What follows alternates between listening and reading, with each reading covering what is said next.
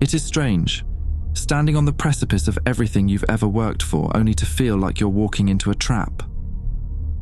The late afternoon sun filtered through the blinds, casting long shadows across the room. Dust motes danced in the golden light, a stark contrast to the heavy atmosphere that hung in the air. My whole life has been about going higher, pushing further. But I should have seen the warning signs.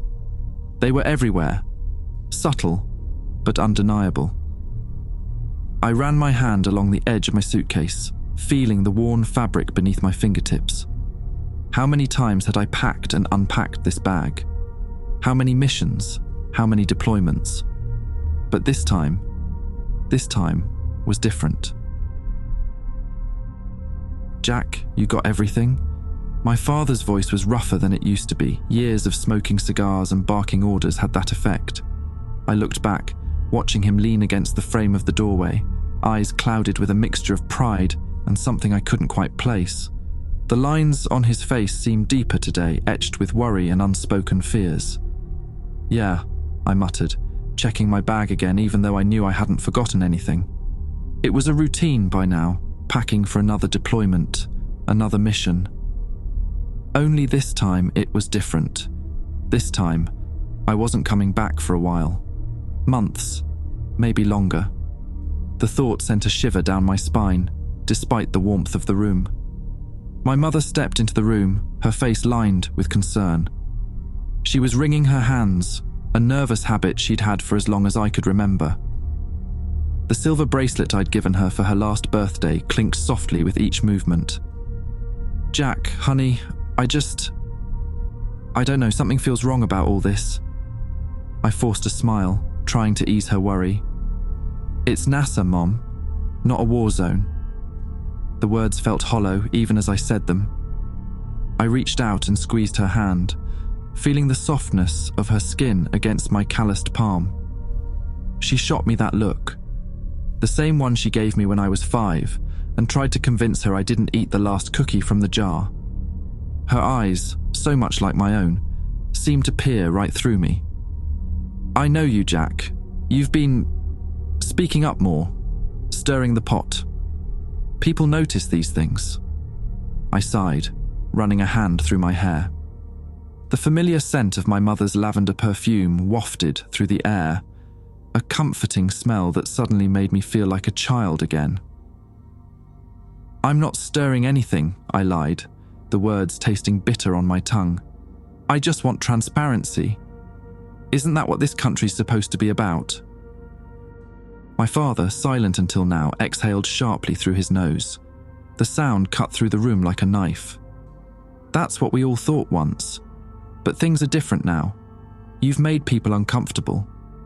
His words hung in the air, heavy with the implication that some things were better left alone. He shifted his weight, the floorboards creaking beneath him, a sound that seemed to underscore the gravity of the moment. I couldn't help but laugh a little, the sound brittle and forced. "Come on, Dad. You make it sound like I'm being exiled or something." I tried to keep my tone light, but the joke fell flat in the tense atmosphere of the room. He didn't laugh. Instead, his brow furrowed deeper, the worry lines on his forehead becoming more pronounced. I shifted my weight, feeling the unease creep in. The old carpet beneath my feet suddenly felt less stable, as if the ground itself was uncertain. "It's just a mission, all right.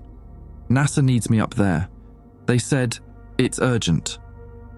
"Urgent," my mother repeated, shaking her head. She moved to the window, pulling back the curtain to gaze out at the street. The normal bustle of the neighborhood seemed muted today, as if the world outside was holding its breath. "They've got hundreds of other astronauts they could send, Jack. Why you? Why now?" I didn't have an answer, but I wasn't about to let them know that. I didn't even have answers for myself. The silence stretched between us, filled only by the ticking of the old grandfather clock in the hallway, each second seeming to count down to something inevitable. Cape Canaveral had always been a place of awe for me. The salty breeze from the nearby ocean carried the faint scent of adventure and possibility. I'd been here before for training, for briefings, but this time was different. Standing at the base of the towering rocket, ready to launch into space. It all felt surreal. The massive structure loomed above me, a testament to human ingenuity and ambition. Yet today, it felt more like a monolith of uncertainty. The crew bus pulled up to the launch pad, its tires crunching on the gravel. The other astronauts sat in silence beside me, focused, lost in their own thoughts. The hum of the engine and the occasional crackle of a walkie-talkie were the only sounds breaking the tense quiet. Captain Wilson sat to my right, already suited up. She gave me a brief nod, cold, as always. Her eyes, visible through the helmet visor, were unreadable. It didn't feel real. None of it. We suited up in the white room, the silence almost oppressive. The rustle of fabric and the click of helmet locks echoed in the confined space. This was supposed to be the moment I'd dreamed of since I was a kid, but there was a tension in the air, something unspoken.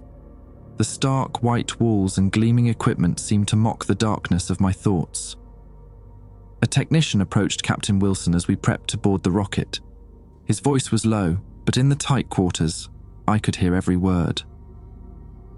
The soft hiss of the air circulation system provided an eerie backdrop to their hushed conversation. "Everything's ready, Captain.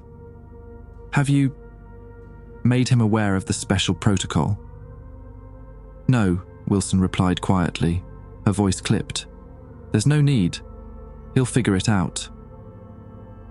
I frowned beneath my helmet, feeling a bead of sweat trickle down my temple. What was that about? I glanced at Wilson, but she didn't make eye contact. Was this just part of the procedure, or was there something I was missing? The doubt that had been gnawing at me since I left home grew stronger, threatening to overwhelm me. The countdown began in my ear, muffled under layers of gear. I closed my eyes and leaned back into the seat, feeling the pressure build as the engines roared to life beneath me. The vibrations traveled through the metal, through my suit, settling deep in my bones. My hands gripped the armrests as if they were my last tether to Earth. 10 seconds!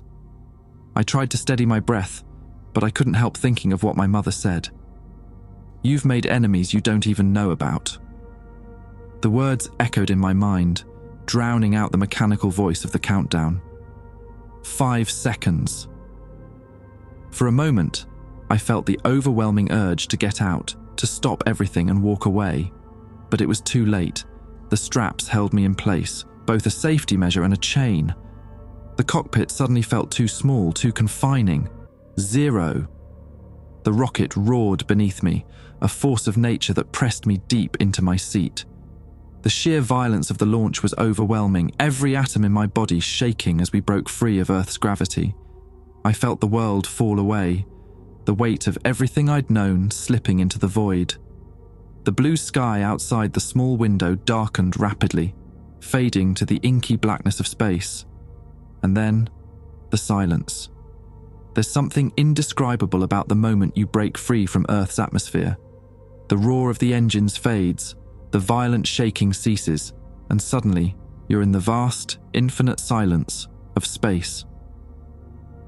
For a moment I felt a weightlessness in my soul, not just in my body. It was as if all my worries, all my doubts, had been left behind on Earth. As we ascended, I stared out of the tiny window, watching the blue planet recede below me. The curve of the Earth, that fragile blue marble suspended in the void, took my breath away. The stars stretched out in every direction, vast and unblinking. They seemed closer somehow, more real than they ever had from Earth. I blinked, and for a moment it felt like the stars blinked back. A chill ran down my spine, despite the temperature-controlled environment of my suit. I shook my head. Just a trick of the mind. Too much adrenaline. Too much everything. The vastness of space played tricks on you, I told myself. It had to be that. Captain Wilson's voice broke the quiet, startling me out of my reverie. "All right, Carlyle, systems check. Let's get to work." Her tone was all business, devoid of any wonder or excitement, no awe, no reflection, just business as usual. I couldn't help but wonder if she felt it too, the majesty, the terror, the sheer impossibility of where we were. But her face, partially visible through the helmet, remained impassive. As I began the systems check, my fingers moving over the controls with practiced ease, I couldn't shake the feeling that this mission was more than it seemed. The stars continued to shine outside, silent witnesses to whatever lay ahead. The approach to the International Space Station was something I had rehearsed 100 times in the simulators, but nothing could prepare you for the real thing. As we drifted closer to the station, the massive structure loomed against the backdrop of the stars. Its solar arrays stretched out like wings in the vacuum of space. The sunlight glinted off the metallic surface, creating an almost ethereal glow. I felt my breath catch in my throat as we drew nearer. This was it. This was what I'd trained for all these years. Yet, the nagging feeling of unease persisted, a shadow at the edge of my excitement. Initiating final approach sequence, Captain Wilson's voice crackled over the comms. Her tone was steady, professional. I wondered not for the first time if anything ever fazed her. The docking procedure began, a delicate dance of thrusters and precision calculations. I watched the displays intently, my hands hovering over the controls, ready to act if needed. But everything went smoothly. Docking was smooth. The hisses and clicks of the airlock engaging signaled the final step before I would officially become part of the crew. Each sound echoed in the confined space of our craft, marking the transition from one world to another. "Docking complete," Wilson announced. "Prepare for pressure equalization." As the pressure equalized, I felt my ears pop. It was a small, mundane sensation that seemed absurdly out of place given the extraordinary circumstances. Once inside, I floated awkwardly through the cramped corridors, trying to find my footing in the zero-gravity environment. My movements were clumsy at first, a far cry from the grace I had imagined I would have in space. I bumped into a wall, sending myself spinning gently. "Easy there, Carlyle," I muttered to myself, steadying my body. The ISS was impressive, no doubt. A marvel of human engineering, though much smaller than I had imagined during my years of training. The smell hit me first, a mixture of metal, recycled air, and something indefinably space. It was nothing like the sterile environment I'd expected. Everything here had a purpose, no room for luxury or waste. It felt cold, mechanical. Yet, there was also a lived-in quality to it, signs of human habitation in the little personal touches here and there. A family photo taped to a wall, a child's drawing floating near a workstation. The crew was waiting for me in the main module. Captain Wilson, Sergeant Ellis Parker, and Dr. Lana Mercer, the three people I'd be sharing this isolated piece of metal with for the next several months. There wasn't much of a welcome party, just brief introductions, a few nods, and Wilson quickly assigning me to my first task. "Welcome aboard, Carlyle," Parker said, his voice gruff but not unkind. He extended a hand which I shook, feeling the calluses on his palm. "Hope you're ready to work." Dr. Mercer offered a tight smile. "Good to have you with us," she said, but her eyes seemed to be evaluating me as if I were a specimen under a microscope. "We've got some repairs to the solar arrays," Wilson said, glancing at a datapad. The blue glow of the screen reflected in her eyes, giving them an almost otherworldly appearance. "You'll assist Parker get to work." There was no celebration, no acknowledgement of the achievement we had just made. No time to marvel at the view of Earth from the cupola. No moment to reflect on the journey that had brought me here. Space, what should have been a dream come true, already felt like a place I had come to by accident, a place I didn't belong to. As I followed Parker towards the airlock for our first EVA, I couldn't help but glance back at Earth through one of the small windows. From up here, it looked so peaceful, so unified. If only they knew, I thought. If only they knew what it felt like to be so close, yet so impossibly far from home. Floating through the narrow corridors of the ISS for the first time should have been awe-inspiring. I'd trained my entire life for this moment, to be among the stars, to see the Earth from above, but it felt wrong. The constant hum of machinery, the recycled air that never quite smelled right. The way the light seemed just a little too harsh. It all added to the sense of unease that had been growing since launch. I drifted past the personal quarters, catching glimpses of the small spaces each crew member called home. A family photo here, a dog-eared book there, little reminders of the world we'd left behind.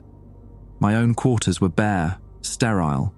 I hadn't brought much with me, and now I regretted it. Even a small memento would have been a comfort. Captain Wilson's voice crackled in my earpiece as we moved through the docking procedure. The static made her sound even more distant, more detached. "Carlyle, go ahead and start the diagnostics on the solar panels. Parker, run a full check on communications." There was no camaraderie in her tone. I'd worked under strict leadership before, but there was something different about Wilson.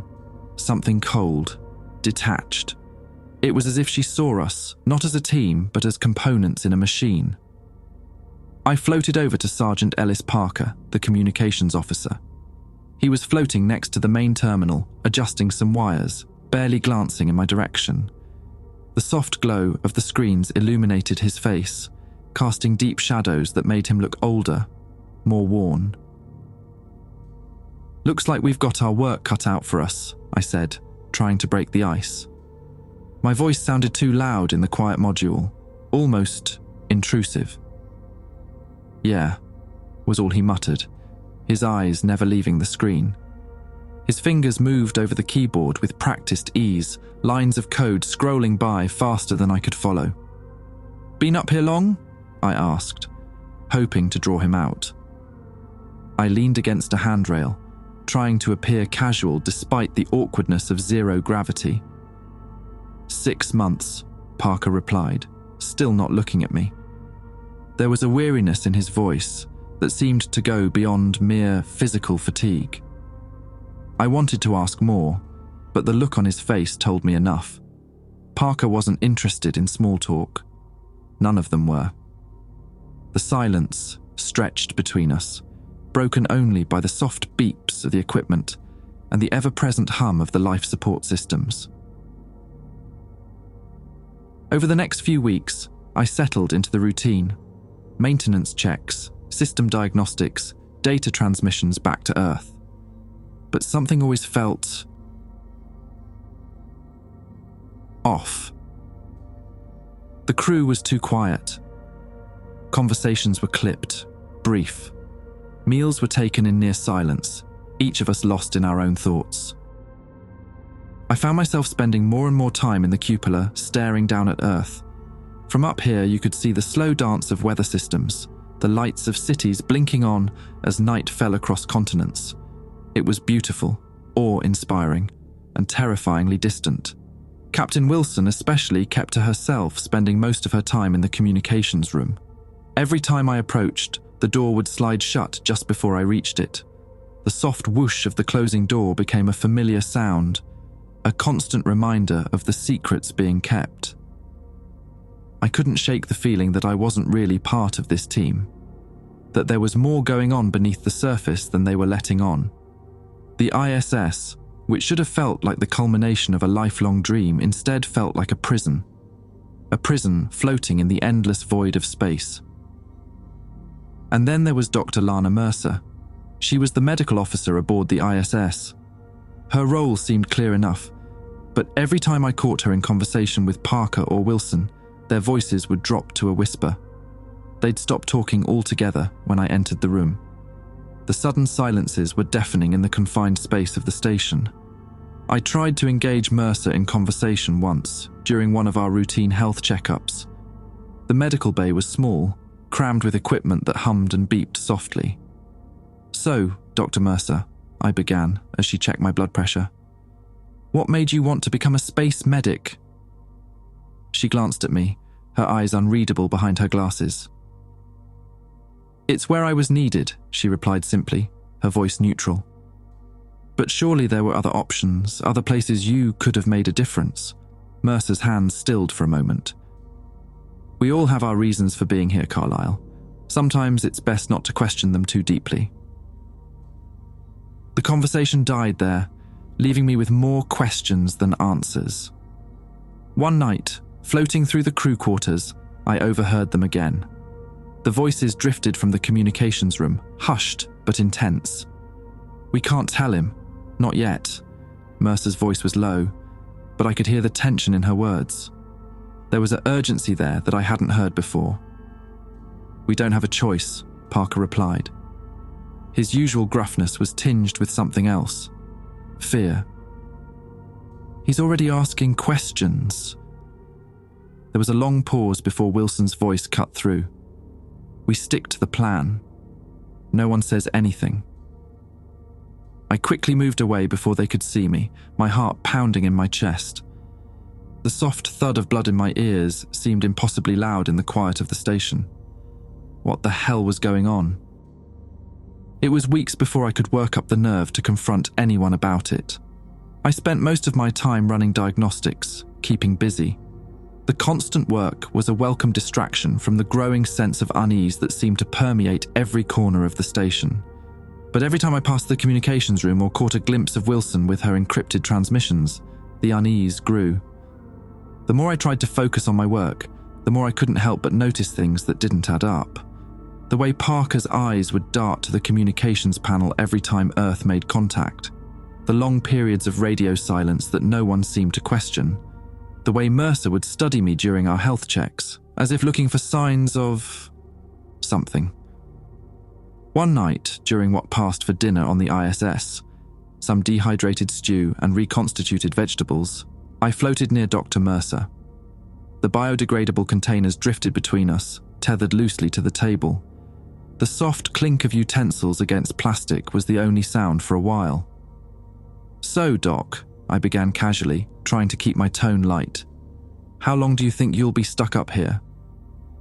She glanced at me, her expression unreadable.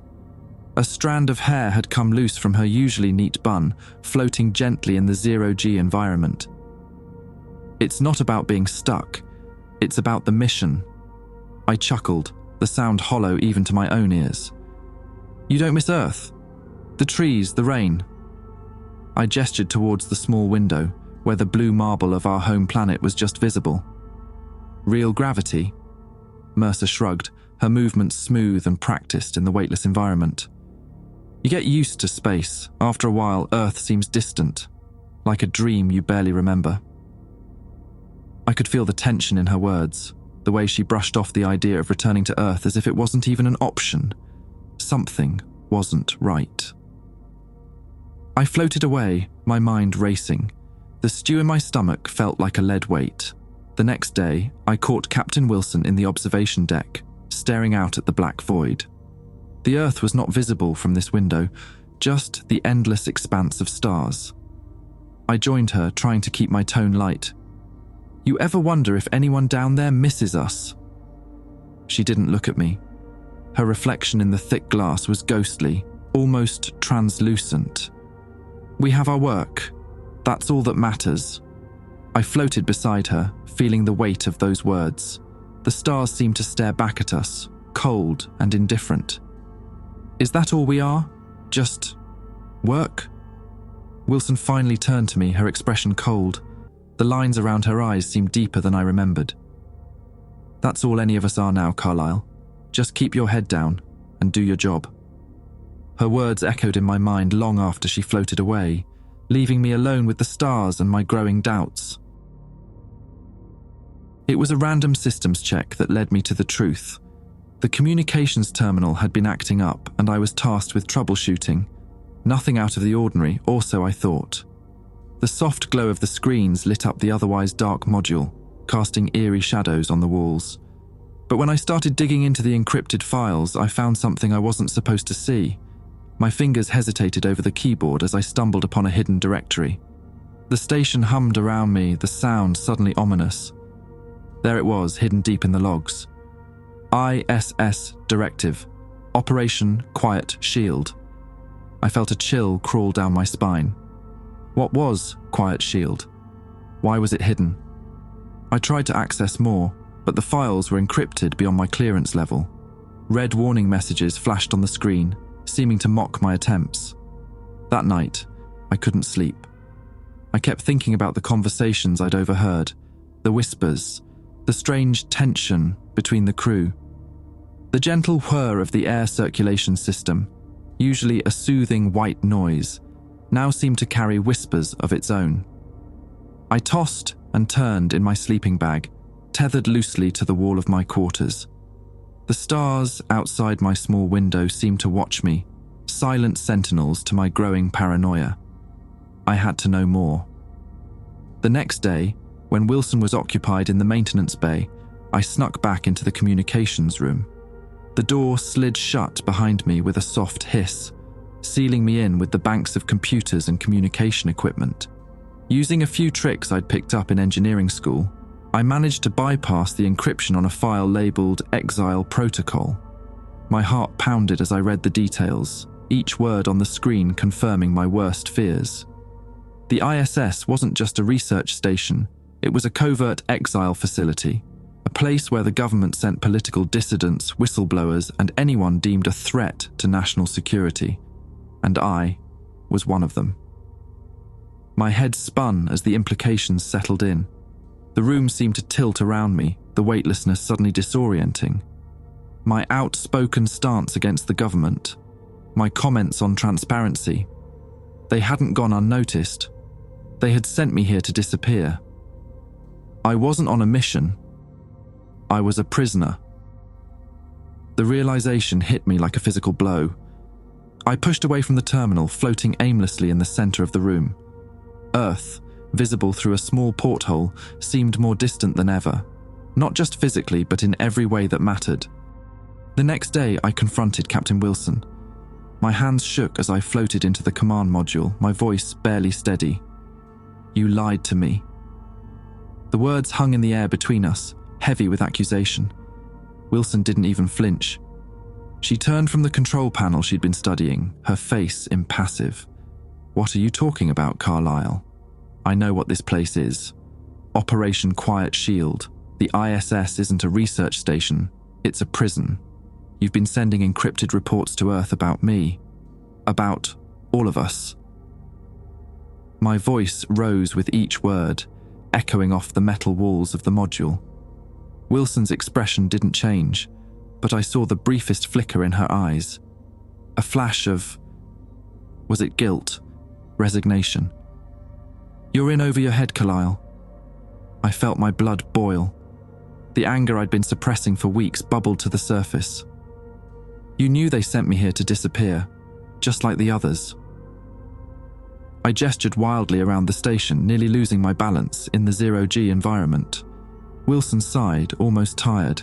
She suddenly looked older, the lines on her face more pronounced.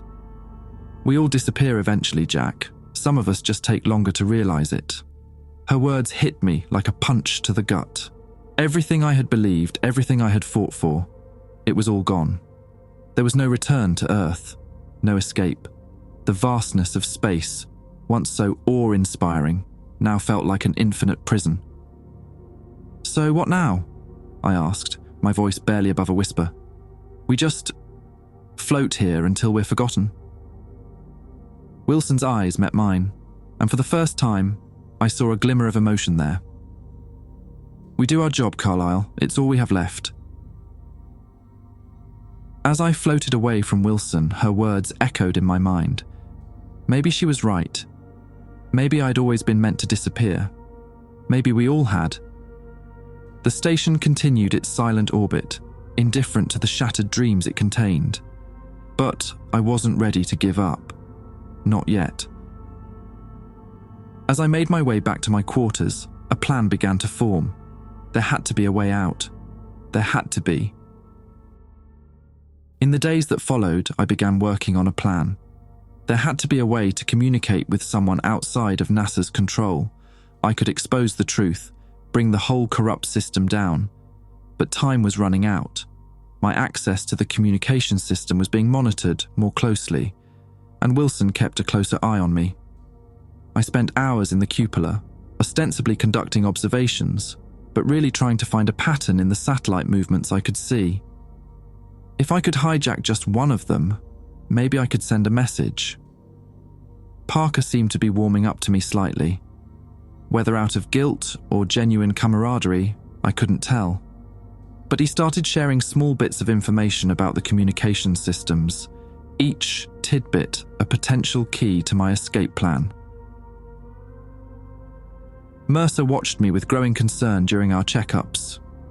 "You seem tense, Carlyle," she said one day, her eyes studying my face. "Are you sleeping okay?" I forced a smile. "Just a lot on my mind, Doc. You know how it is up here." She nodded, but I could tell she didn't believe me. The weight of secrets hung between us. Unspoken, but palpable. One night, while I floated in the observation deck, staring out at the black abyss, something strange happened. The familiar constellations I'd been using as markers suddenly seemed off. The stars blinked. I blinked back, thinking I was imagining it. But no. One by one, the stars began to flicker, like lights going out in the distance. My breath caught in my throat. Was something wrong with my eyes? Or the station? I checked the external systems. Everything seemed normal. But the stars, they kept disappearing. Panic began to rise in my chest. What was happening? I floated back to the command module, my heart racing. "Wilson, something's wrong with the stars." She didn't look at me. Her fingers moved over the control panel, inputting a series of commands I didn't recognize. "They're not wrong, Carlyle. They're just not real." "What?" I asked, my voice cracking. The room seemed to spin around me, and for a moment, I wasn't sure if it was the disorientation of Zero-G or the shock of her words. Wilson turned to face me, her expression unreadable. "This isn't space, Jack. Not the way you think it is. The ISS, everything you've seen, it's all part of the simulation." I felt the ground shift beneath me, or at least, it felt that way. The illusion of gravity seemed to falter for a moment. "What are you talking about?" Wilson sighed. She suddenly looked tired, the weight of secrets finally showing on her face. "You're not in space, Jack. You never were. None of us are." The room felt like it was spinning. I grabbed onto a handrail to steady myself, the cool metal beneath my fingers the only thing that felt real. But the launch. Controlled. Simulated. Everything you've experienced here. Everything you've seen. It's been manufactured. Wilson's voice was flat, matter of fact. I staggered back, my mind reeling. The walls of the station suddenly felt fake, like a movie set. "Why? Why would they do this?" "To keep people like you quiet," she said simply. "To give you the illusion of exile, the illusion of isolation, without ever leaving Earth." The realization hit me like a tidal wave. I had never left. I had been trapped in an elaborate prison, designed to make me believe I was far beyond the reach of anyone. The vastness of space, the wonder I had felt, it was all a lie. I wasn't just a prisoner in space. I was a prisoner of my own mind. Now, as I float in the endless nothing, I can't trust what I see anymore. The stars, they're gone. The walls of the ISS feel closer now, more suffocating than ever. Every surface, every instrument I once marveled at, now seems like a prop in an elaborate stage play. I spend hours tracing the seams of the modules, looking for signs of the deception. Sometimes I think I can feel a vibration, the hum of hidden machinery maintaining our illusion. Other times, the silence is so complete, I wonder if I've gone deaf. Parker and Mercer avoid me now. Their eyes skitter away when I try to engage them. Are they in on it? Prisoners like me? Or just more elaborate parts of the simulation? I can't be sure of anything anymore. Wilson still gives orders and maintains the charade of our mission. But there's a weariness to her movements now, a slump to her shoulders that speaks of a burden too long carried. The truth? It doesn't matter anymore. Whether I'm on Earth or among the stars, I'm still trapped, exiled, forgotten. The blue marble I thought was Earth now seems like a taunting image on a screen, a reminder of a home I may never see again. And maybe that was the point all along. To break me. To make me doubt not just my surroundings, but my very sense of reality. As I stare out at the artificial stars, I wonder, if this is all a simulation, is there a way to wake up?